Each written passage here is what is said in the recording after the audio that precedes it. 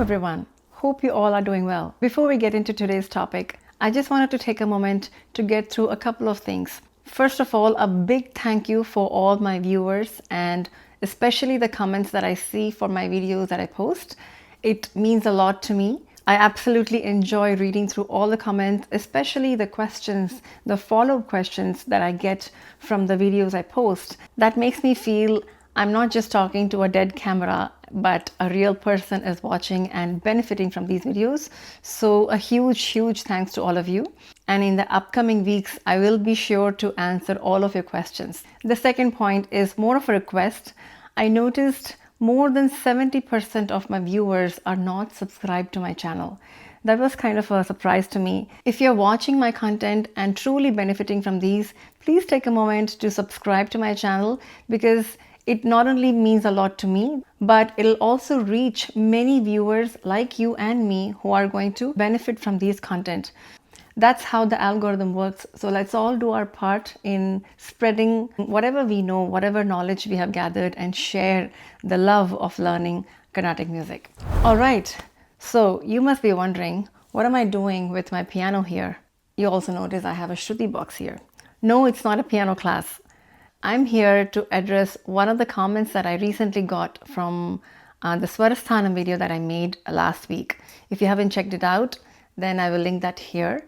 And I really appreciate the question because that gives me a signal who is my audience and what kind of help they might need, and gives me an idea where you might be in your musical journey. So thank you so much for that question. Just for a quick context for the rest of us, in my previous video, we were discussing how to improve Swarasthanams, especially if you're absolute beginner. And I also mentioned that if you can't find out where Sa and Re and Ga Swarasthanams are and having difficulty in learning yourself, then use a keyboard or a piano and play the Sarigama Padanisa in that specific raga and all the patterns so that you can listen to it again and again and then try singing along with it, and then eventually you will be able to sing by yourself. And I received a comment in that video asking for showing how the Sarigama Padanisa is played for a specific Shruti, which is G sharp in this case. That's exactly what I'm trying to address in this video.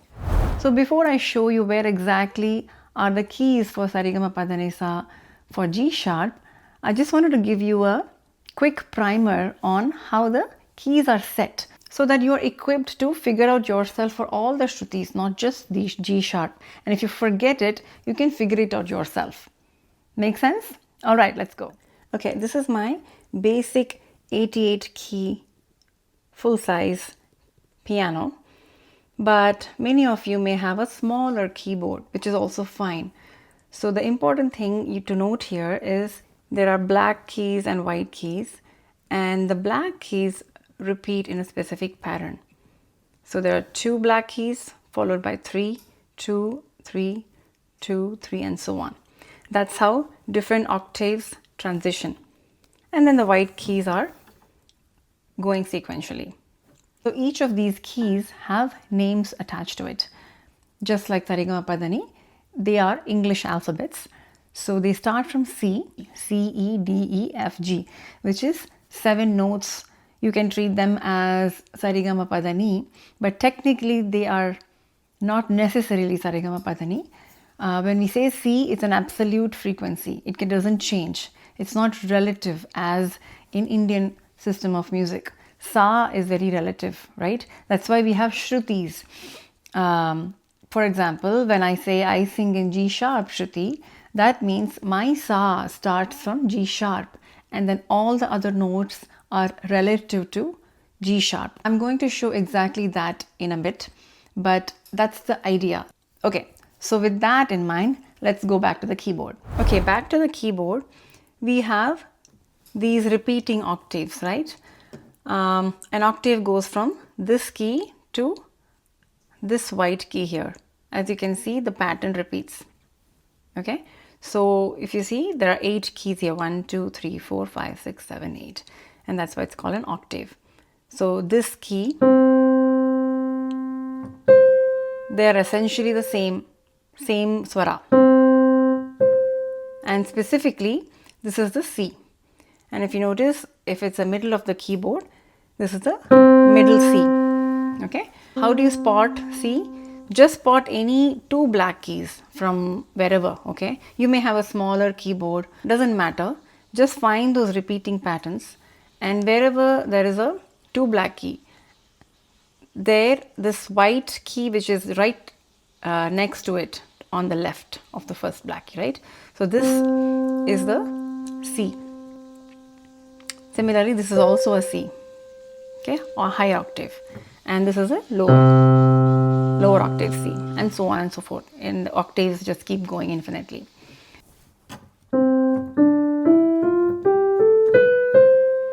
They're nothing but the Western major scale or the scale of Shankarabharanam. Okay. So now how do you spot G sharp? When we say sharp, sharp is essentially half a note above that particular note. So G, let's spot G here. So C, D, E, F, G. This is G. So G sharp will be the right next note, half a note above it. So this is G sharp. Okay. So this is your Sa, or this can be your Sa. They both are G sharp. I hope this is not very complicated. I'm going to show you the Shruti box. Take a look at this Shruti box. You notice there are three black keys here, and this is G, and the one above it is the G sharp. Okay. So notice the drone that it's playing. I'm going to play any of these middle black keys. The same, right?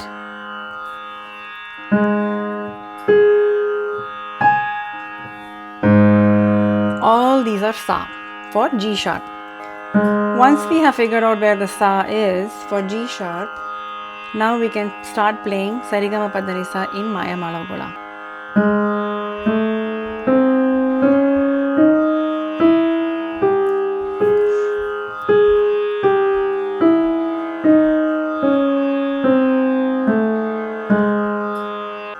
Let's do this again.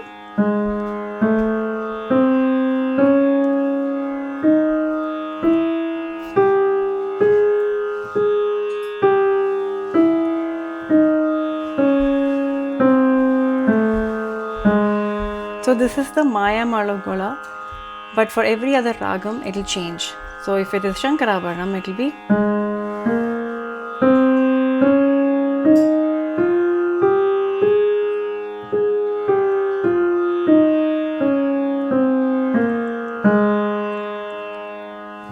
okay. So if you were to play any patterns in Maya Malagola, for example, Sari ga ri ga ma pa da, and so on, you can play like this.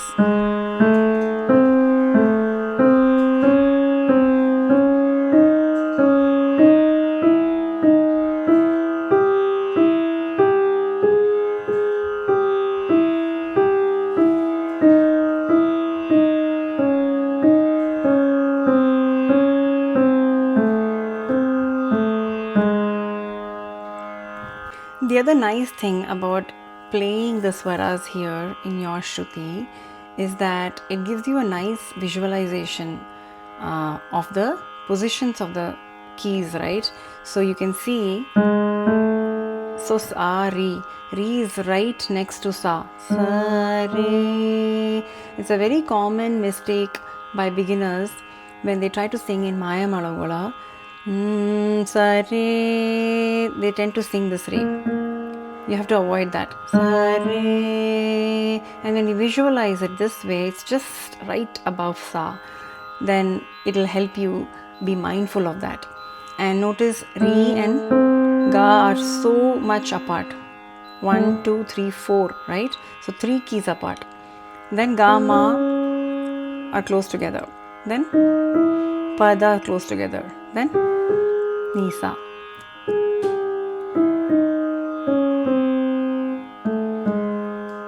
And you can see how symmetric Maya Malagola is. So Sa, Re, Ga, Ma, is exactly like pa, da, ni, sa. It's very, very symmetric, which is probably one of the reasons why we pick Maya Malagola as the first raga when we start singing Sarli Varishis. I hope that was not too complicated and it was simple enough that you can get started playing the swaras. Honestly, this is how many Hindustani practitioners actually begin their journey.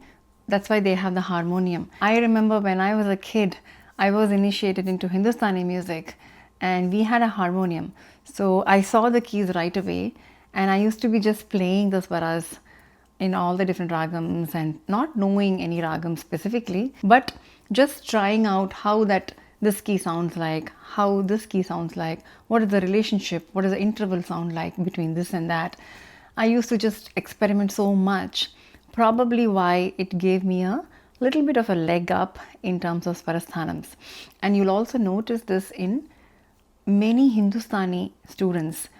Right away, they have a very, very perfect pitch right away. They may be singing a very simple bandish and even just Bilawal, but every single Swarasthanam, every single note will be pitch perfect.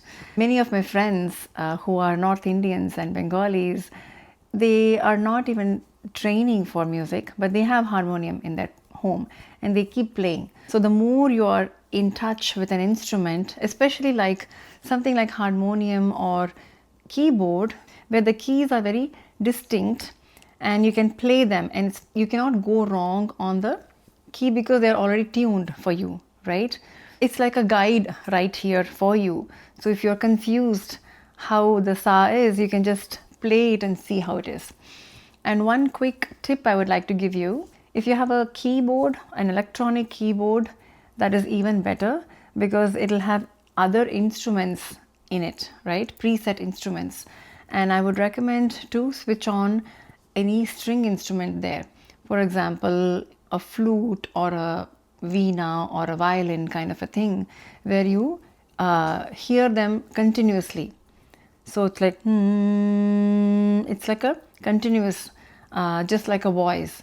In piano, you don't get that effect. It just plays tongue, it stops. So you may not get a sense of that frequency exactly if you're very, very, very, very new in this journey.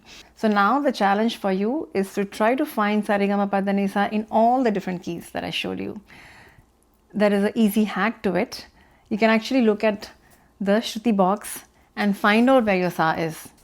So what do I mean by that is, right here, it shows the keyboard here, right? So you know where D is, where E is, F, and so on. It just gives it to you. And you just spot them on the keyboard and figure out your relative swaras, that's Re, Ga, Ma, Pa, Da, Ni, Sa. If you're having difficulty finding your Sarigama Padanisa in a different Shruti than G sharp, then that is an exercise for you. Figure it out. The clue is itself in the G sharp range. So just find out the intervals, right? So the Sa and Re are right next to each other. And then Ga is 3 notes after Re. And then Ma is right next to Ga, and so on and so forth. So the same interval will work from any key. So with that, this is your exercise. If you are of a different Shruti, let's say you sing in B, you sing in C or whatever, find out the Sarigama Padanisa in Maya Malagola for your Shruti and comment below if you were able to get it. If you want to share any audio clips for that, I'm happy to review them as well to make sure that it's right. Happy practicing. I will see you in yet another video.